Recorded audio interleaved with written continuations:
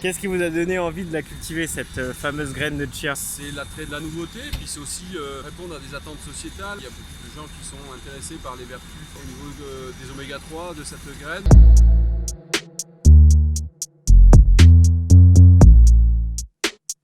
Je m'appelle Samuel Alix, je suis agriculteur sur la commune de Saint-Jean-d'Illac en Gironde, dans l'ouest bordelais.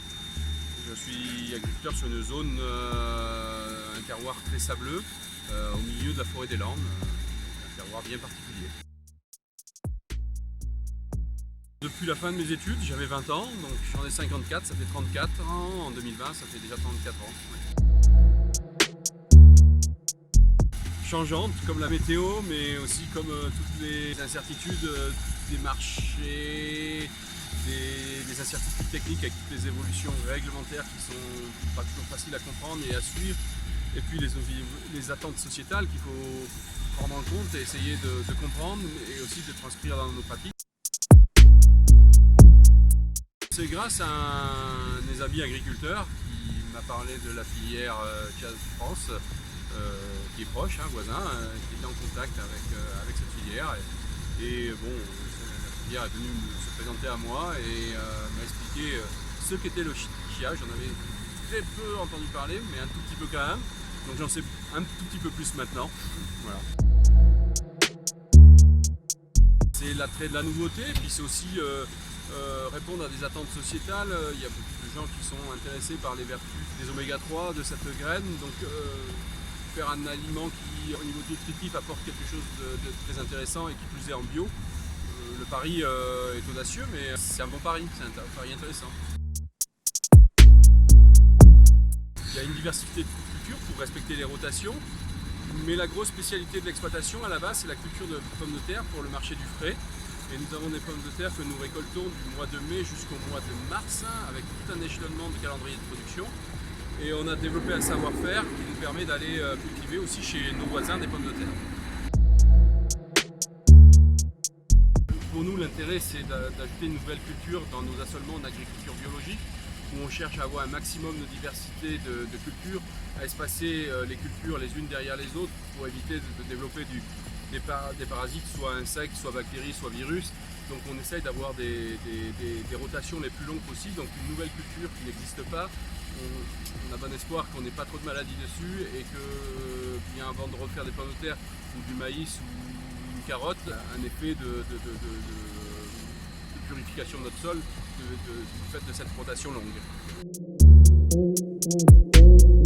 L'enjeu principal, c'est d'arriver à ne pas être dépassé par les autres herbes qu'on appelle facilement mauvaises herbes, parce que quelque part elles ne sont pas mauvaises, la plupart en tout cas ne sont pas mauvaises, il y en a 2-3 qui sont toxiques malheureusement, donc celles-là elles sont vraiment mauvaises, mais les autres sont plutôt envahissantes et viennent concurrencer la culture de chia, rendent quelquefois la récolte impossible quand c'est emmêlé. Donc il faut arriver à désherber mécaniquement sans aucune chimie, et c'est pas simple.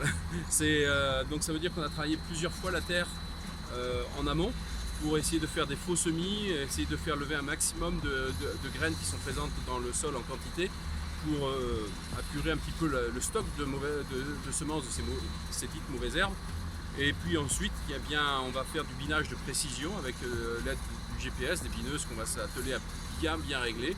Là, on est en train de régler précisément le GPS au centimètre près pour nous faciliter le binage. Donc on passe beaucoup de temps, mais c'est nécessaire pour arriver à ce que nos bineuses puissent s'approcher du rang sans venir biner le rang lui-même.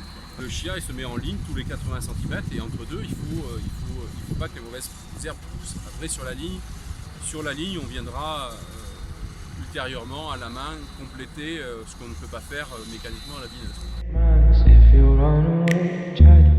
Pour le chia, là pour le coup c'est une culture dite de printemps, donc on sème au printemps, là on est au début mai. On va la récolter à l'automne, fin septembre. Donc l'hiver, ça sera tranquille pour le chia. Mais on a d'autres cultures, comme là on a semé de l'orge cet hiver, qui va être récolté au mois de juillet. Après cette orge sera semé un maïs dit en silage, donc on ensilera au mois d'octobre, qui va alimenter notre future unité de méthanisation, avec lequel on va transformer des ensilages de cultures culture dite intermédiaire, hein, entre deux cultures. On va faire du biogaz, on va fabriquer du biogaz donc qui sera injecté dans le réseau. Et ça, c'est un partenariat qu'on fait avec 4 agriculteurs ensemble. Et donc ça nous occupe aussi l'hiver. On se repose pas tellement finalement. D'accord. Mais on s'ennuie pas.